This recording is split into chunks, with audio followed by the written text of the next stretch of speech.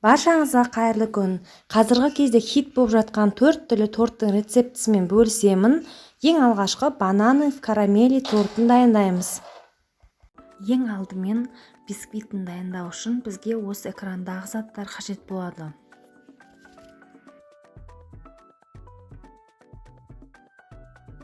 Құрғақ ингредиенттерді өзара араластырып аламыз.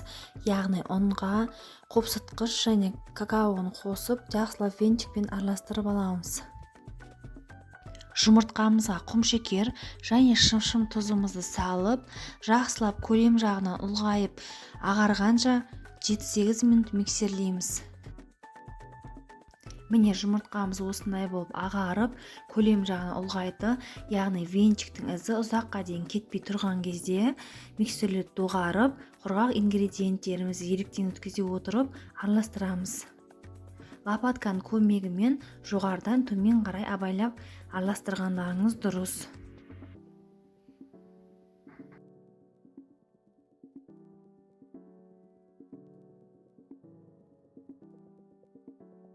Міне біздің қамырымыз дайын болды. Ол осындай воздушный болып шығады. Енді кольцомызға фольга төсеп, яғни форма жасап аламыз. Менің формамның диаметрі 16 см.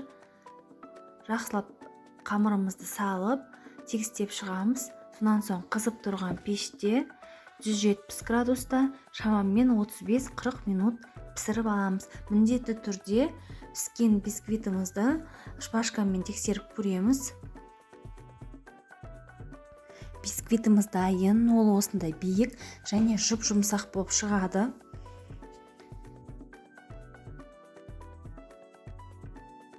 Жақсылап суыған бисквитімізді 4 бөлікке бөліп аламыз. Крем жасау үшін бізге сахарная пудра және мұздай сливки мен творожный сыр қажет болады. Сливкиімізді ыдысымызға құйып, үстінен творожный сыр және сахарная пудрамызды салып, барлығын жақсылап миксердің көмегімен бір текті қою крем болғанша миксерлеп аламыз. Миксердің ең төменгі жылдамдығынан бастап, жайлап жылдамдықты ұлғайта отырып миксерлейміз. Яғни арасында іртіктер қалмағанша миксерлегендеріңіз дұрыс.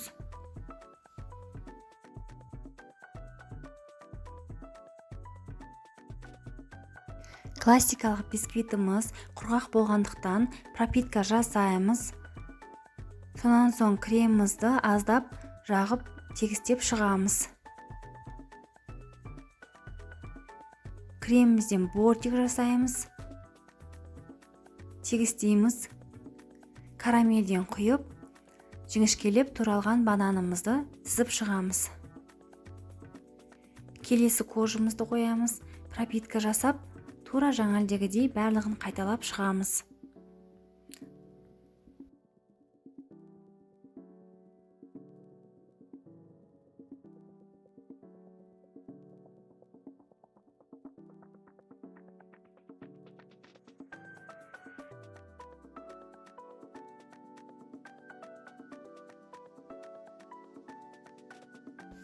Тортымызды құрастырып болған соң ацетатный пленкамен орап, кольцо кигізіп, бетін пищевой пленкамен жауып, бір түнге холодильникке салып қоямыз. Бір түн өткен соң кольцодан алып, пленкасын ажыратып, тортымызды қаптауға кірісеміз. Яғни обтяжка жасаймыз. Менде творожный креммен жасалған обтяжка. Творожный кремнің рецепті менің каналымда бар. Осылай мешоктың көмегімен кремді жағып шығамыз. Сонан соң беттерін палеткамен тегістейміз.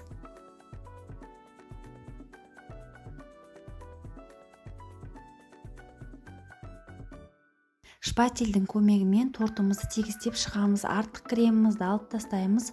Бізге тортымызды тегістеген кезде осындай поворотный столик өте қажет болады. Сол себепті поворотный столик қолданыңыздар. Бетінде осылай палетканың көмегімен тегістеп шығамыз. Тортымыз дайын. Енді оны бетіне ганаштан патёки жасау үшін жарты сағатқа морозилькаге салып аламыз. Жарты сағаттан кейін шығарып, ганаш жасап, ганашымызды осындай қасықтың көмегімен құйып патёки жасаймыз. Мен алдыңғы видеомда сіздерге патёкиді мешоктың көмегімен жасап көрсеткен болатын. Бұл жолы қасықтың көрсетіп жатырмын. Өте оңай және тез жасалады. Өзіміздің қалауымыз бойынша сәндеп шығамыз тортымызды. Мен осындай тәттілермен сәндедім. Өте дәмді, өте әдемі торт болып шығады. Тортымыз өте әдемі болып шықты. Енді кесіп көрейік. Кескендегі көрінісі өте әдемі, тәбетті ашатындай, дәмі керемет. Міндетті түрде жасап көріңіздер. Егер сіздерге видео ұнаса лайк басып, пікір қалдыруды ұмытпаңыздар. Сау саламат болыңыздар. Молочная девочка тортын дайындаймыз. Пешке қоятын ыдысымызға жұмыртқа, құмшекер және крахмалымыз салып, венчикпен араластырамыз. Бұл уақытта сүтімізді пешке қойып, ысытып аламыз. Қайнатудың қажеті жоқ. Жай ғана ысысақ жеткілікті. Ысыған сүтімізді осы массамызға қосып, барлығын үздіксіз араластырамыз. Массамызды қайтадан жай отқа қоюланғанша қоямыз. Міне қоюланды. Ендеше оған сары майымызды салып, барлығын араластырамыз. Осы массамызды бөлек ыдысқа құйып аламыз және бетін пищевой пленкамен жауып, суытамыз. Молочная девочка тортының корждарын жасау үшін бізге осы экрандағы заттар қажет болады. Сгущенкаға жұмыртқа және тұзды салып, жақсылап миксермен араластырамыз. Сонан соң ұн мен қопсытқышымызды өзара араластырамыз.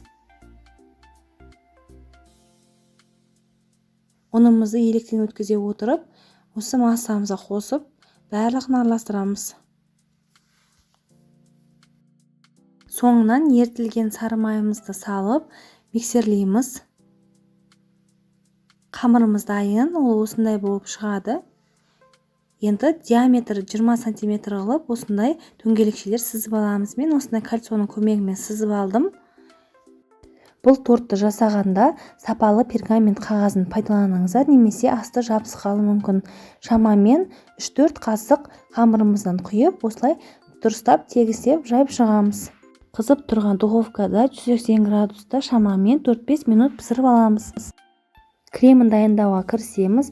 Холодильниктен шыққан мұздай 33-35% сливкемізді миксердің ең төменгі жылдамдығынан бастап, жылдамдықты ұлғайта отырып, қоюланғанша миксерлейміз. Міне бізде осылай қоюланды. Енді қайнатпалы кремімізді шығарып, оны тағы да бір араластырып аламыз. Сонан соң қайнатпалы кремімізді осы сливкеге қосып, араластырып, барлығын миксерлейміз. Креміміз дайын, оның дәмі балмұздаққа қатты ұқсайды.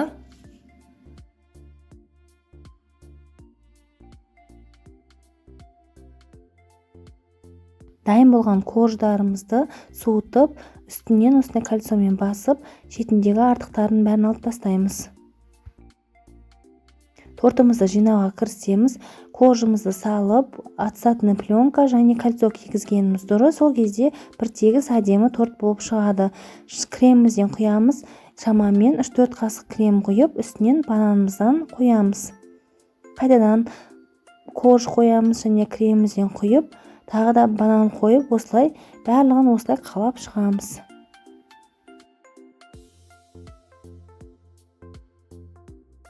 Тортымызды қалап болған соң, бетін осындай пищевой пленкамен жауып, холодильникке кем дегенде бір күнге қойып қоямыз.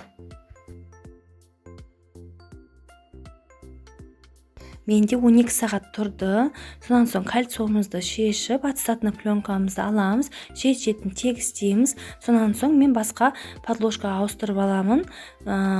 Сол кезде осындай беті ровно әдем болып шығады. Осы насадканың көмегімен кремді обтяжка жасаймыз. Осы насадканы алуға сіздер кеңес берем. Сол кезде сіздердің кремдеріңіздің шығыны аз болады. Тура осындай видеодағыдай тортты қаптап шығамыз. Торт қаптаудың рецепті менің каналымда бар. Описаниеда ссылкасын қалдыратын боламын. Қапталған тортымызды холодильникке 1 сағатқа салып аламыз. Сонан соң шоколадтан ганаш жасаймыз. Шоколадымыз бен сливкимізді микротолқынды пеште ертіп аламыз. Сәл суыған соң осылай мұздай тортымыздың бетіне құйып шығамыз.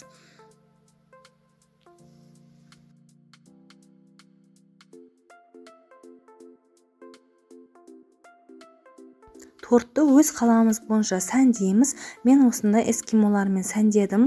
Бұл эскимолардың рецепті менің каналымда бар. Описаниеде ссылкасын қалдыратын боламын. Міндетті түрде қарап, көріп жасасаңыздар болады. Тортымыз осындай болып шықты. Өте әдемі, көздің жауын аларлықтай. Дәмі деген керемет, жұмсақ, өте оңай кесіледі. Міндетті түрде жасап көріңіздер. Сіздердің көңілдеріңізден шығады деп ойлаймын. Егер сіздерге видео ұнаса, лайк басып, пікір қалдырып, және поделиться батырмасын басып, поделиться етіп қойсаңыздар болады. Сіздермен болған Марал. Жақсылықта жүздесейік, сау саламат болыңыздар. Өте дәмді киндер молочный ломтик тортын дайындаймыз. Ол үшін сіздерге осы экрандағы заттар қажет болады. Ең алдымен пешке қоятын ыдысымызға табиғи балымызды салып, балымыз толығымен ерігенше орташа отта ұстаймыз.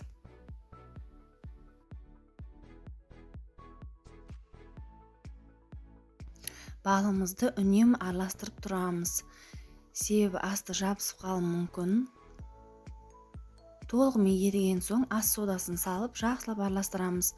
Сол кезде бізде массамыз көпіріп, көлем жағына ұлғаяды. Араластыруды тоқтатпай, пештің астын өшірмей, осы күйінде жай отта ұстаймыз. Және бізге қоңыр түс бергенше күтеміз.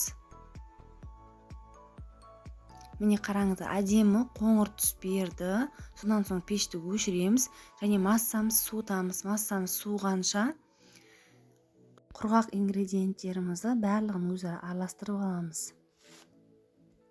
Ыдысымызға жұмыртқа мен құмшекерді салып, миксердің ең төмен жылдамдығынан бастап, жайлап жылдамдықты ұлғайта отырып миксерлейміз. Яғни аппақ көбік болғанша миксерлейміз. Шамамен 7 минут. Міне бізде осындай әдемі көбік болды. Жұмыртқамызға балымызды салып миксерлейміз. Егер сіздердің балдарыңыз қоюланып кеткен болса, сәл ғана отқа ертіп алсаңыздар болады. Бірақ міндетті түрде жылы немесе салқын болу керек. Егер де ыстық болатын болса, біздің жұмыртқалы массамыз басылып қалады. Сол себепті мұқият болыңыздар. Барлығын жақсылап миксерлеп араластырамыз.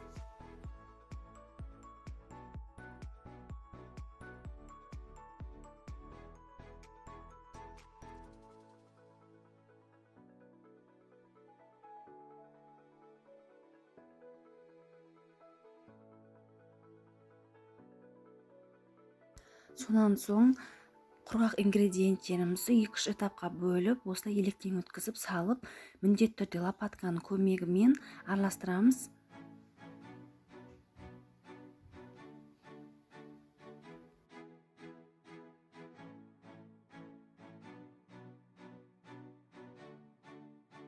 Міне біздің қамырымыз дайын болды. Ол осындай воздушный болып шығады.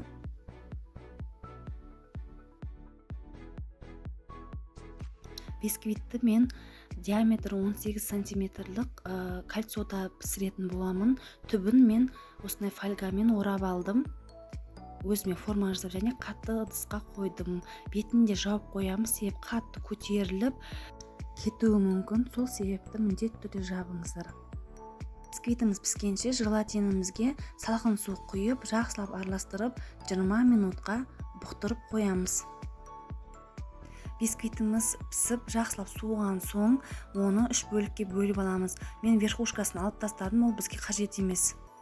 Енді сгущенкамызға микроволновкада ерітілген желатинімізді салып, жақсылап араластырамыз.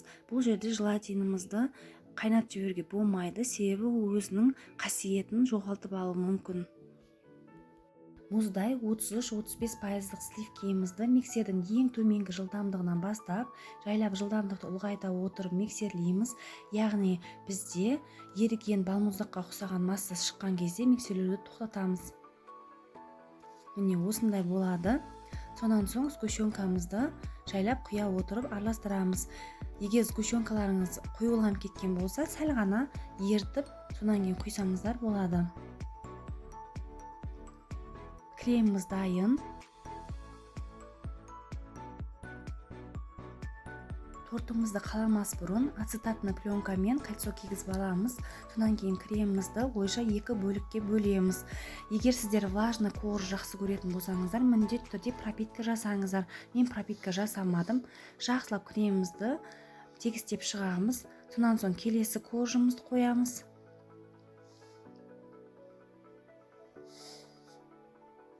Және кремімізді құйып, оны да жақсылап тегістейміз.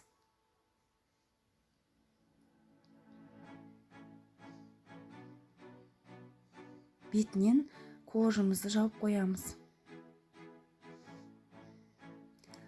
Бетін пищевой пленкамен жауып, холодильникке кем дегенде 5-6 сағатқа салып қоямыз. Менің тортым бір түн тұрды. Сонан соң бетіне ганаш жасап, құйып тегістеп шығамыз. Ганаштың рецепті менің каналымда бар. Описаниеда астында сілтемесін қалдыратын боламын. Өздеріңіздің қалауларыңыз бойынша тортты сәнесеңіздер болады. Достар, біздің тортымыздың кескендегі көрінісі осындай болып шықты. Өте әдемі және дәмі деген өте керемет, жұмсақ, нәзік және де мусты слой болған соң ерекше торттардың қатарына жатады. Міндетті түрде жасап көріңіздер. Егер сіздерге видео ұнаса лайк басып, пікір қалдыруды ұмытпаңыздар. Маралмен бірге болғандарыңызға көптен бір рахмет.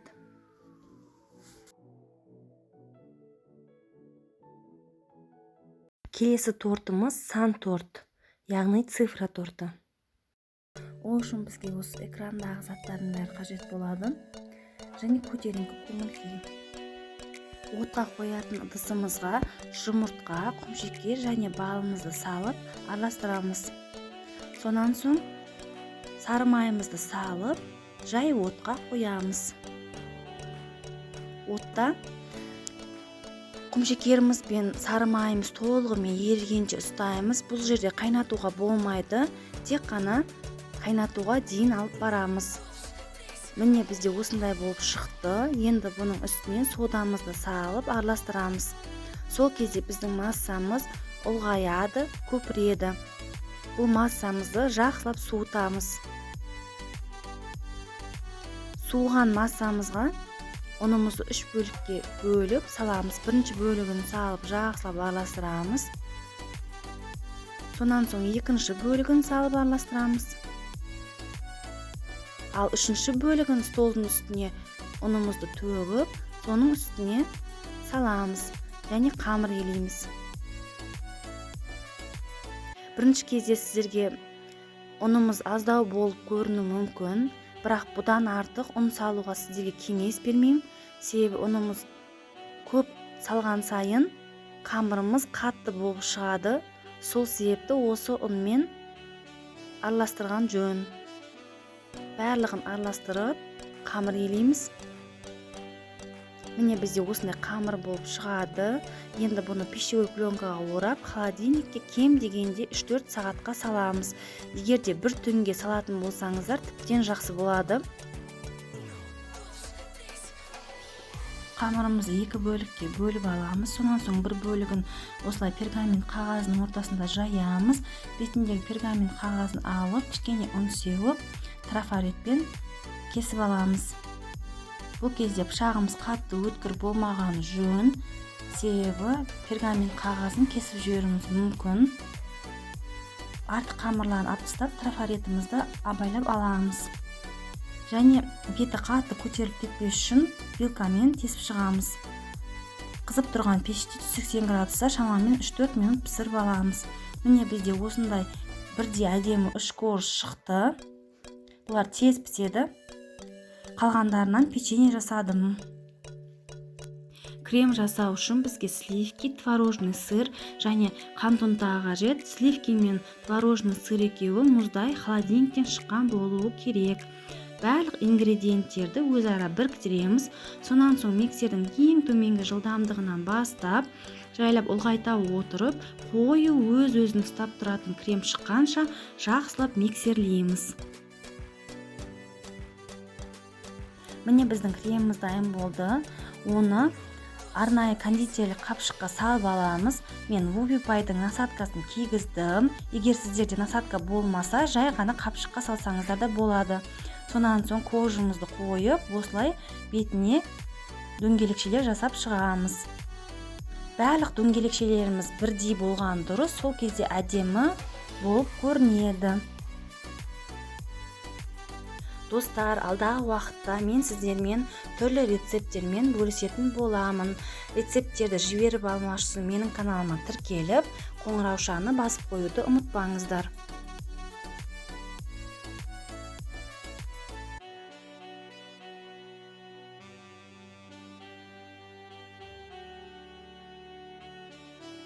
Тортымызды сәндеуге кірісеміз. Мен осындай түрлі тәттілермен сәндедім. Безенің және маршмеллоудың рецепті менің каналымда бар. Видеоның астында описанияда сілтемесін қалдыратын боламын. Міне осындай керемет тортымыз дайын болды. Тортымызды 2 сағатқа мұздатқышқа салып қоямыз. Сонан соң кесеміз. Өте нәзік, жұмсақ, ауызда еритін торт болып шығады. Көріп отырғандарыңыздай өте оңай кесіледі. Дәмі деген керемет, жұп-жұмсақ. Міндетті түрде жасап көріңіздер. Егер сіздерге видео ұнаса лайк басып, пікір қалдыруды ұмытпаңыздар. Қандай да бір сұрақтарыңыз бар болса, сұраңыздар, міндетті түрде жауап беремін. Маралмен бірге болғандарыңызға рахмет. Кездескенше күн жақсы.